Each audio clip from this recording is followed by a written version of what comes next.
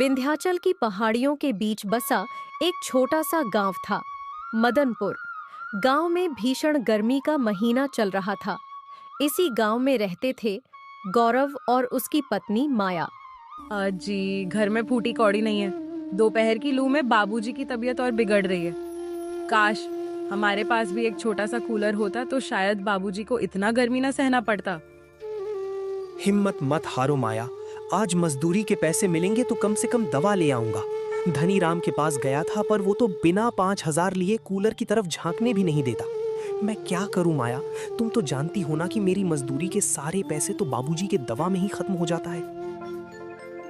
गौरव काम की तलाश में पास के कस्बे की ओर जा रहा था। तभी रास्ते में एक पुराने बरगद के नीचे उसे एक विचित्र साधु बाबा मिले। बेटा गौरव, तुम बहुत परेशान लग रहे हो, मगर मुझे सब पता है। खाली जेब लेकर दुनिया नहीं जीती जाती।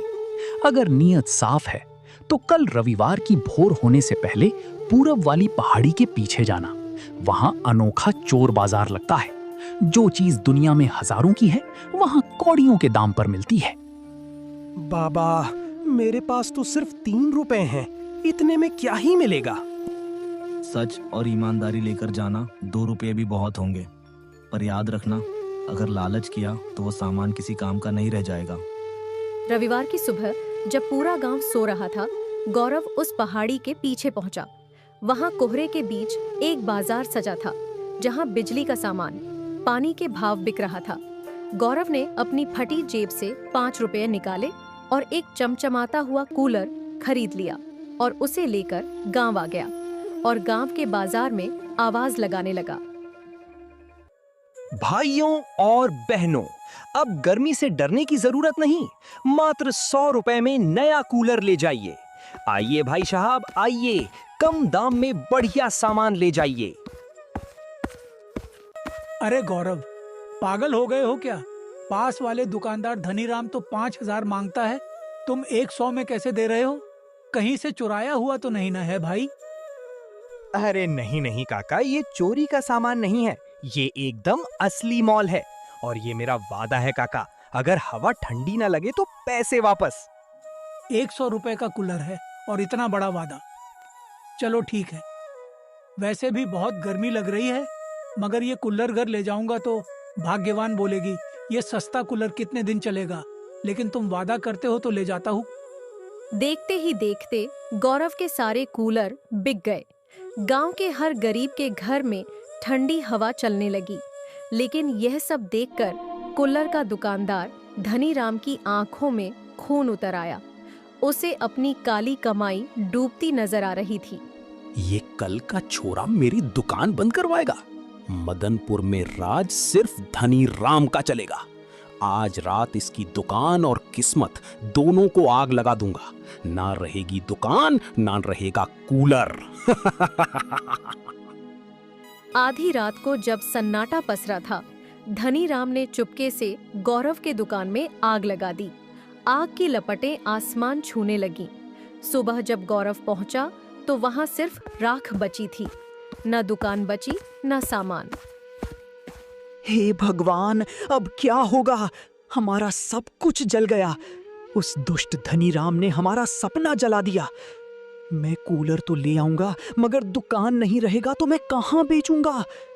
हे भगवान, अब तू ही कोई रास्ता दिखा। गौरव उदास मन से घर लौट आया। माया, उसने लोहा जलाया है, मेरा हौसला नहीं। मेरे पास अब भी वो 2 रुपए बचे हैं। मैंने 3 रुपए का ही कूलर लिया था, 2 रुपए बच गए थे। मैं फिर चोर बाजार जाऊंगा। इस बार बिना छत के खुले चौराहे पर दुकान लगाऊंगा। गौरव फिर से उसी बाजार की ओर चल पड़ा, लेकिन उसे नहीं पता था कि धनीराम भी उसके पीछे आ रहा था, ताकि वो भी जान सके कि इतनी सस्ती सस्ती सामान आखिर लाता कहां से है। धनीराम ने चोर बाजार का रास्ता देख लिया और पीछे पीछे वहां पहुंच गया।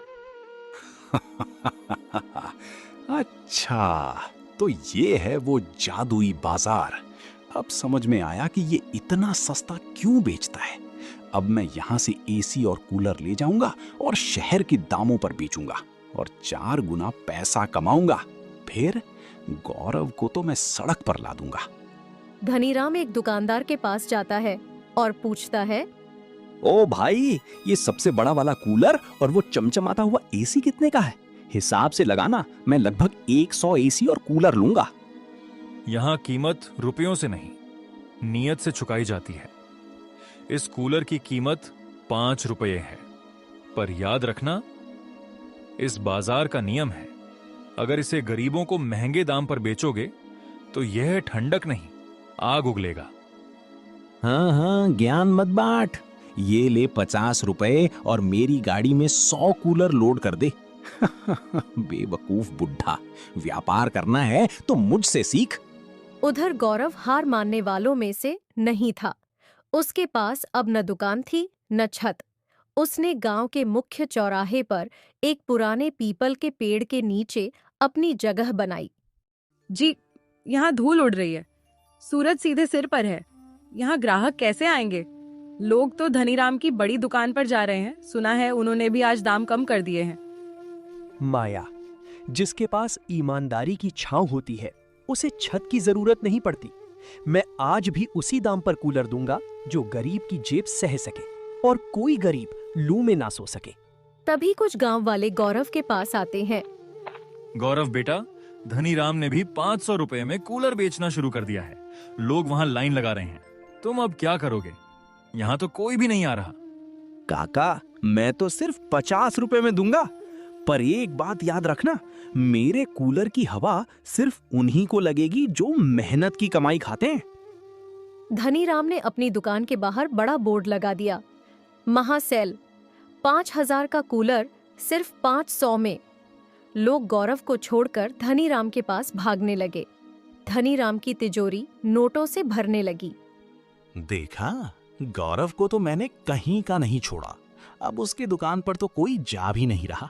कुछ ही दिनों में मैं गांव का सबसे अमीर आदमी बन जाऊंगा। तभी वहां गांव के लोग गुस्से में आते हैं। ओ धनीराम, ये क्या कबाड़ बेच दिया? घर ले जाते ही कूलर के पंखे उल्टे घूमने लगे और पानी की जगह गर्म हवा फेंक रहा है। लगता है जो कूलर नहीं बिक रहा था, तूने सस्ते दामों में हमें सड़ा हुआ कूलर दे दिया। मेरा तो इसी फटते फटते बचा, इसके अंदर से तो काला धुआं निकल रहा था। धनीराम, तूने हमें लूटा है। देखते ही देखते धनीराम की दुकान के बाहर भीड़ जमा हो गई। लोगों ने देखा कि जो कूलर धनीराम लाया था, उनका रंग उतरने लगा और वे पत्थर की तरह दिखने लगे। ये जरूर किसी का चुराया हुआ कूलर लगता, तभी तो उसके श्राप से ये पत्थर का हो गया है। धनीराम ने हमें ठगा है, मारो इस लालची को। भीड़ लाठियां लेकर धनीराम की तरफ दौड़ती है। धनीराम डर के मारे अपनी दुकान को छोड़कर भाग पड़ता है। भागते भागते धनीराम उसी चौराहे पर पहुंचा जहां गौरव पेड़ के नीचे शांति से बैठा था। धनीराम के पीछे गुस्से में पागल गांव वाले थे। गौरव, मुझे बचा ले भाई, मुझसे गलती हो गई। मैंने ही तेरी दुकान जलाई थी, पर आज ये लोग मेरी जान ले लेंगे। अब मेरी जिंदगी तेरे हाथ में है भाई, मुझे बचा लो। तुम्हें तो सजा मिलनी ही चाहिए। तुमने हमारा दुकान जलाया और अब लोगों को ठग रहे हो। आने दो गांव वाले को, मैं बताती हूँ कि धनीराम यहीं छुपा हुआ है। तभी वहां गांव के लोग गुस्से में आते हैं। गौरव, हट जाओ इसके सामने से। इसने गांव को लूटा है, इसने हमें बर्बाद किया और हमें कबाड़ बेचा। आज इसे मदनपुर से बाहर निकालकर ही दम लेंगे। रुक जाइए भाइयों, अगर हम भी वही करेंगे जो इसने किया तो हम में और इसमें क्या फर्क रह जाएगा? धनीराम जी, उठिए। आपने दुकान जलाई, उसका दुख मुझे है, पर आपने जो लोगों का भरोसा तोड़ा है, उसका दुख इस पूरे गांव को है। गौरव, मुझे माफ कर दे। उस चोर बाजार के दुकानदार ने सच कहा था कि लालच करोगे तो सामान काम नहीं करेगा और पत्थर बन जाएगा। मेरे सारे कूलर पत्थर के बन गए हैं। मेरा सब कुछ बर्बाद हो गया। अभी यह बहस चल ही रही थी कि वही रहस्यमयी साधु बाबा वहां आए। उन्हें देखते ही पूरा गांव शांत हो गया। जो आग दूसरों के घर में लगाई जाती है, उसकी तपन एक दिन अपने आंगन तक जरूर पहुंचती है। गौरव, तुमने राख में भी उम्मीद ढूंढी। तुम्हारी नीयत साफ थी, इसीलिए तुम्हारा व्यापार चलेगा। पर धनीराम को प्रायश्चित करना होगा। अगर यह अपनी आधी संपत्ति गरीबों में बांटने और तुम्हारे साथ मिलकर ईमानदारी से काम करने को तैयार है, तभी वह बाजार इसे माफ करेगा। नहीं तो ये जहां से भी सामान लाएगा वो पत्थर का ही बन जाएगा। धनीराम के पास कोई और रास्ता नहीं था। उसे समझ आ गया था कि पैसा ही सब कुछ नहीं होता। गौरव भाई, अगर तुम मुझे अपना भाई समझकर मौका दो तो मैं अपनी दुकान की जमीन और अपना सारा बचा हुआ धन इस व्यापार में लगाने को तैयार हूं। हम मिलकर मदनपुर कूलर फैक्ट्री खोलेंगे। हम कैसे यकीन करें कि आप फिर से धोखा नहीं देंगे? अब धोखा नहीं, सेवा करूंगा। गौरव भाई जैसा कहेंगे वैसा ही होगा। अगले रविवार गौरव और धनीराम दोनों एक साथ उस पहाड़ी की ओर चले। इस बार धनीराम के मन में लालच नहीं बल्कि पश्चाताप था। जैसे ही वे बाजार पहुंचे, वहां का नजारा बदला हुआ था। आज तुम अकेले नहीं आए? नहीं काका, आज मैं एक साथी लाया हूं। हम गांव के हर घर में ठंडक पहुंचाना चाहते हैं, पर मुनाफा कमाकर नहीं, दुआएं कमाकर। ठीक है, आज तुम्हें कूलर नहीं, जादुई मोटर मिलेगी। इसे किसी भी कबाड़ के डिब्बे में लगा दोगे तो वो एसी जैसी ठंडी हवा देगा। और इसकी कीमत सिर्फ एक वादा कि तुम कभी भी किसी गरीब को प्यासा नहीं रहने दोगे। गौरव और धनीराम ने मिलकर काम शुरू किया। गांव के चौराहे पर अब बड़ी बड़ी मशीनें नहीं बल्कि मिट्टी के घड़ों और पुराने टीन के डिब्बों से बने देसी कूलर बिकने लगे, जिनमें वो जादुई मोटर लगी थी। अरे, ये टीन का कूलर तो शिमला जैसी हवा दे रहा है और कीमत सिर्फ 10 रुपए। वाह भाई वाह, तुम लोगों ने तो इस गांव को शिमला बना दिया है। जहां देखो वहां कूलर। हाँ काका, अब मदनपुर का कोई भी किसान गर्मी में नहीं तपेगा। अब लगता है हमें इस गांव का नाम मदनपुर नहीं बल्कि कूलरपुर रख देना चाहिए।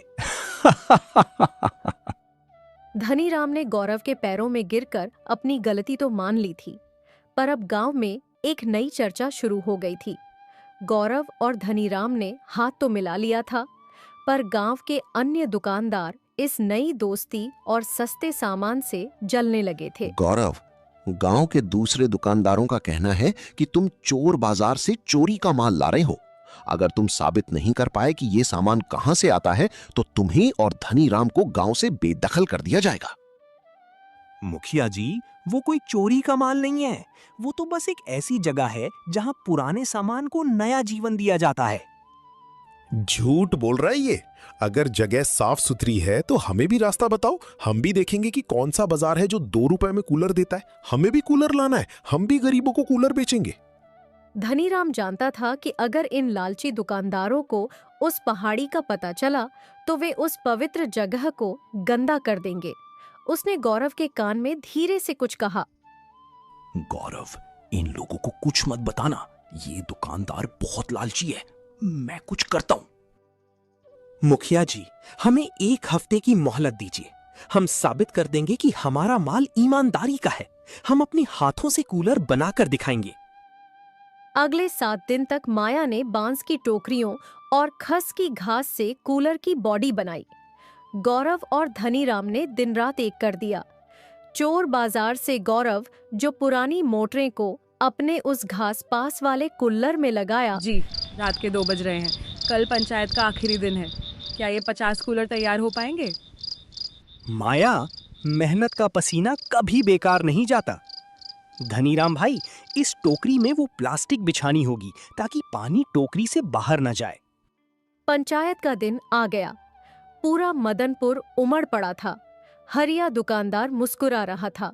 उसे लगा कि गौरव हार मान चुका होगा और सस्ते बाजार का रास्ता बता देगा।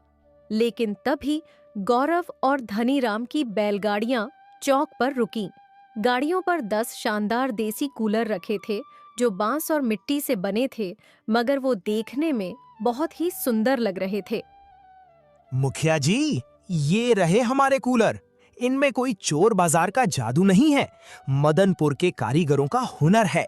हमने पुराने खराब पंखों की मोटरों को फिर से जिंदा किया है। धनीराम ने एक कूलर मुखिया और गांव वाले के सामने लगाया। पर ये उतनी ठंडी हवा कैसे दे रहे हैं? वाह गौरव और धनीराम, वाह! तुम लोगों ने साबित कर दिया कि ये कूलर तुम्हारा ही है, क्योंकि देसी चीजों से जो बना है। मुखिया जी, हमने इसमें मिट्टी के मटकों का इस्तेमाल किया है जो पानी को प्राकृतिक रूप से ठंडा रखते हैं। चोर बाजार ने हमें सामान नहीं बल्कि जुगाड़ और मेहनत की सीख भी दी थी। तभी हरिया दुकानदार ने चलती कूलर को धक्का देकर गिरा दिया और उसने चिल्लाकर कहा, नहीं, ये नहीं हो सकता। इतनी जल्दी इन्होंने इतना ज्यादा कूलर कैसे बना लिए मुखिया जी? इन लोगों के पास कोई जादुई शक्ति है। आप इन लोगों को गांव से बाहर निकालिए। चुप कर हरिया, तू पहले भी लालची था, अब भी लालची है। मुझे पता है तू कोई जादुई चोर बाजार के बारे में जानना चाहता है। मुखिया जी, पहले इस हरिया को गांव से बाहर निकालिए। इसने ही मुझे गौरव का दुकान जलाने के लिए दबाव डाला था, नहीं तो ये मेरा ही दुकान जला देता। मैं इसी दिन का ही तो इंतजार कर रहा था ताकि आप सबको इसकी सच्चाई बता सकूं। क्या हरिया, तूने ये सब धनीराम पर दबाव डालकर करवाया था? आज से तू मदनपुर के किसी भी व्यापार का हिस्सा नहीं रहोगे। तुम्हें गांव के मंदिर की सफाई का दंड दिया जाता है। अब तुझे जिंदगी भर मंदिर में झाड़ू लगाओगे, और हां, वहां एक गौरव का कूलर भी लगा हुआ है। जब भी तुम गौरव और धनीराम की जोड़ी देखकर जलन हो तो कूलर का हवा खाकर ठंडा हो जाना। चोर बाजार का राज राज ही रह गया। गौरव और धनीराम ने कभी किसी को उस पहाड़ी का रास्ता नहीं बताया, क्योंकि वे चाहते थे कि गांव वाले चमत्कार के भरोसे नहीं, अपनी मेहनत के भरोसे जिएं।